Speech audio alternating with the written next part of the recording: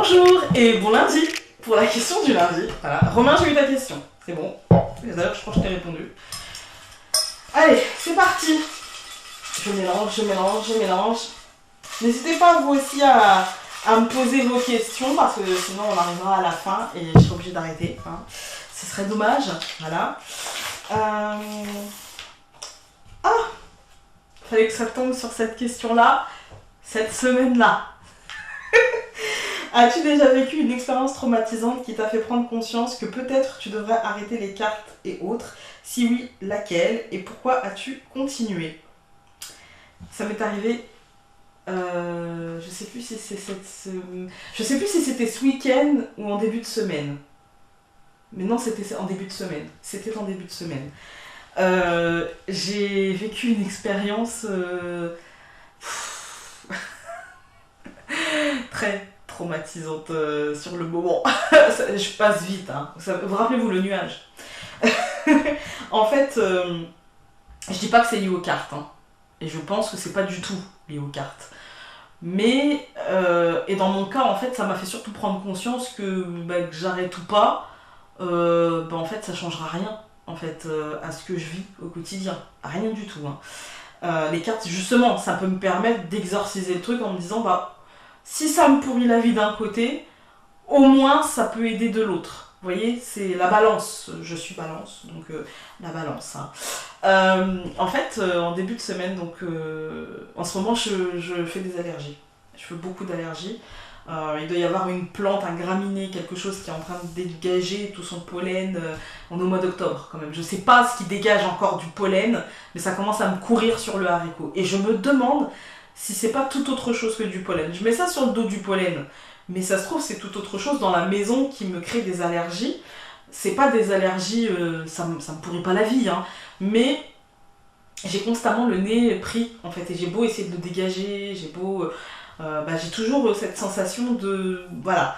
Et donc je fais le nécessaire, hein, Mais ça passe pas et du coup je dors assez mal et du coup je dors un peu surélevé pour éviter de ronfler en fait, hein, concrètement, c'est ça. Je dors un petit peu surélevé et vous voyez, j'ai toujours ma gorge je tousse beaucoup en fait.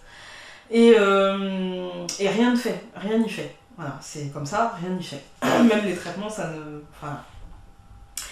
Et donc je dormais et je me vois dans mon bureau, là, en train de mélanger mon jeu de cartes habituel et dans mon rêve, hein, en fait, hein, j'étais endormie et en fait je sens une main qui me prend à la gorge et qui me serre et ma vue qui commence à se réduire en fait, vous savez, comme ça manque d'eau sang en fait, ça manque d'oxygène, hein, donc voilà. Et je me suis réveillée vraiment, je respirais pas quoi en fait, hein. Et pourtant j'étais surélevée, donc normalement j'ai pas de soucis quand je fais ça.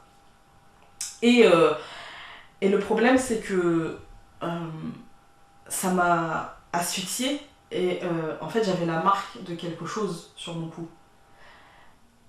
Et sur le moment moi je me suis dit que vous savez, des fois on fait des choses dans la nuit et si jamais je me sentais comme asphyxiée, on peut se griffer, sauf que j'avais coupé mes ongles en fait, et qu'en fait c'était pas des traces d'ongles, c'était ça, vous savez, des marques quand vous touchez fort et que ça laisse une marque, bon là ça le fait pas, mais ça peut pas, mais quand vous touchez fort et que ça laisse des marques blanches, un petit peu blanchâtres, et ça faisait ça en fait, et je me sentais plus, alors que je me sens super bien dans la maison, mais vraiment, c'est pour ça d'ailleurs que j'ai dit oui pour la prendre, parce que je sentais une superbe énergie. Et ce soir-là, c'était très compliqué. Je sentais une présence, je sentais quelque chose de pas super bienveillant, donc le lendemain, Palo Santo partout, le Founé qui s'excite avec ses bâtons de Palo Santo partout, et heureusement c'est vite parti, hein. Mais bon, c'est dû à autre chose que je pense que j'ai ramené à la maison en fait, hein, de l'extérieur, et que j'aurais pas dû en fait, j'aurais dû m'écouter.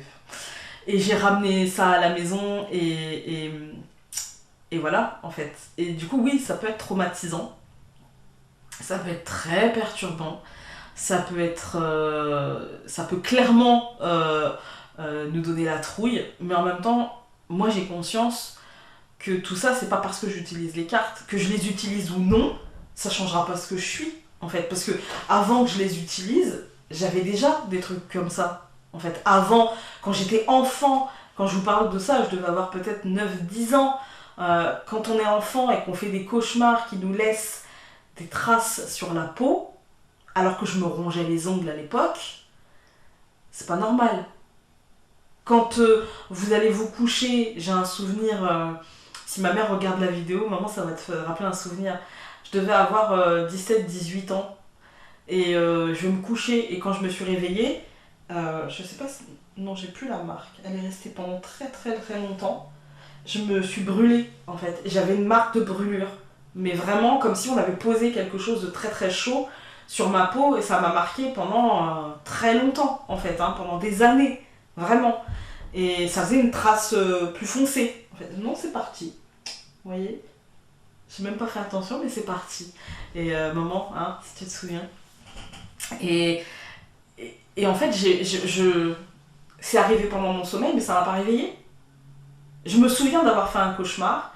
Je me souviens d'avoir, dans mon cauchemar, avoir eu mal. Je me souviens de m'être réveillée cette nuit-là. Mais je me souviens pas d'avoir été brûlée. Et pourtant, quand je me suis réveillée le lendemain matin, je me suis dit, mais zut, c'est quoi ça, en fait? Donc oui, il nous arrive des choses parfois perturbantes, qui peuvent être traumatisantes, mais autant à 17 18 ans, j'avais déjà cette attirance pour le monde de la magie, pour le monde des cartes, pour le monde de l'ésotérisme, en fait, même si on mettait pas le mot là-dessus, hein.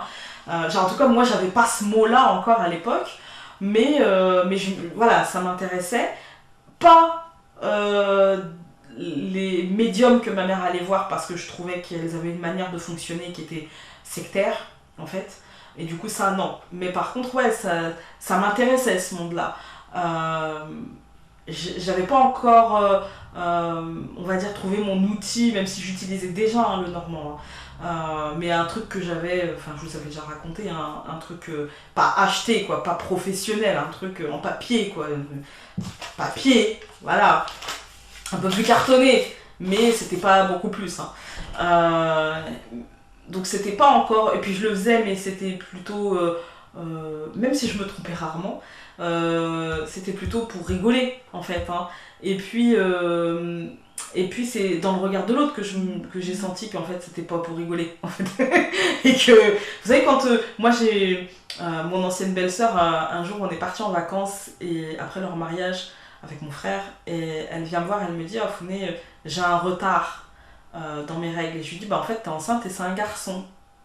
Et elle était enceinte de mon neveu.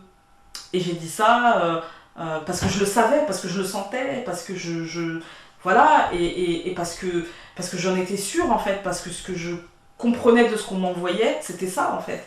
Et voilà. Et enfin, il y a plein de choses comme ça qui peuvent. C'est dans le regard de l'autre en fait qu'on peut avoir peur et dans ce qui nous arrive parce qu'on ne comprend pas, mais en fait ça n'a rien à voir avec les cartes. En fait, si la question c'était ça, ouais, parce que est-ce que ça m'a fait prendre conscience que je devais arrêter les cartes et autres? Bah en fait non, parce que c'est pas parce que j'arrête les cartes, le pendule, que ça va changer, puisque de toute façon ils trouveront un autre moyen de m'envoyer les messages. Et c'est comme ça, en fait. Je veux dire, quand on est né comme ça, enfin, voilà. Hein.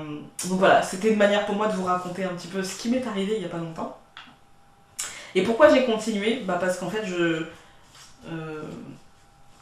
si je tombe, si j'apprends à marcher et que je tombe, ça va pas m'empêcher de continuer à marcher, de continuer à vouloir marcher.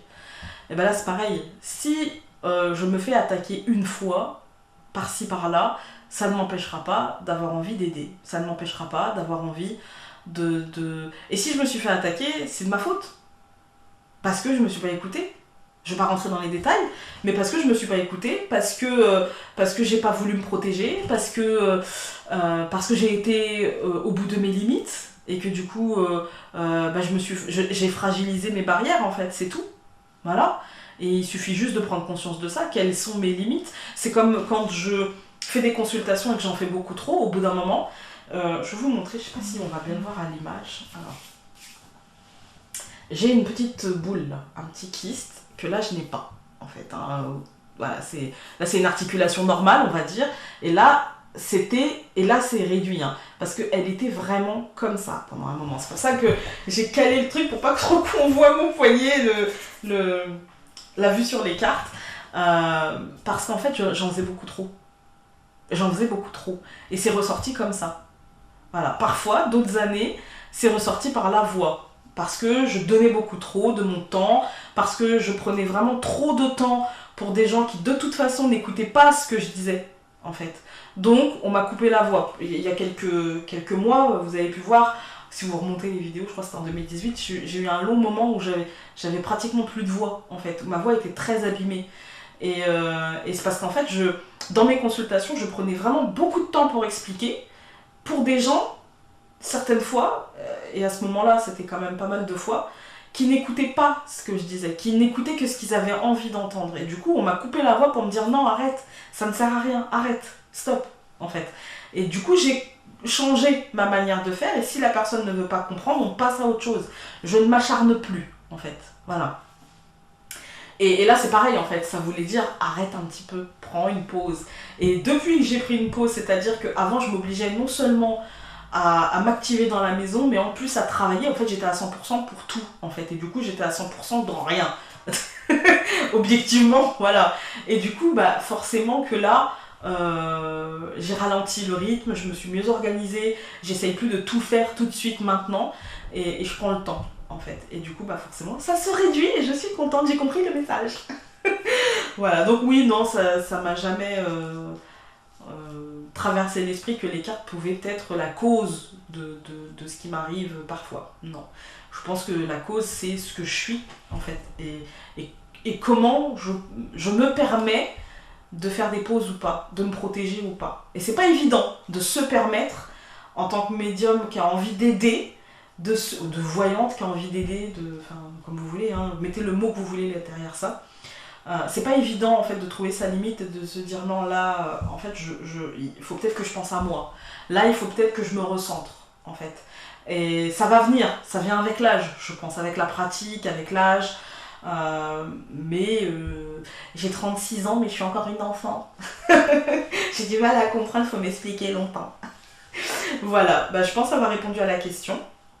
Je vais tout de même la remettre non, je vais la mettre de côté, pas la remettre dedans tout de suite parce que peut-être que ça peut me permettre de vous raconter d'autres choses qui m'arrivent. Là, en l'occurrence, c'est très récent, c'est pour ça que ça m'a fait rire parce que ça m'a fait sourire parce que c'était vraiment en début de semaine quoi, donc voilà. Donc sur ce, je vous embrasse très fort et donc on se retrouve dans une prochaine vidéo et puis de toute façon demain matin pour le tirage des énergies de la journée. Salut!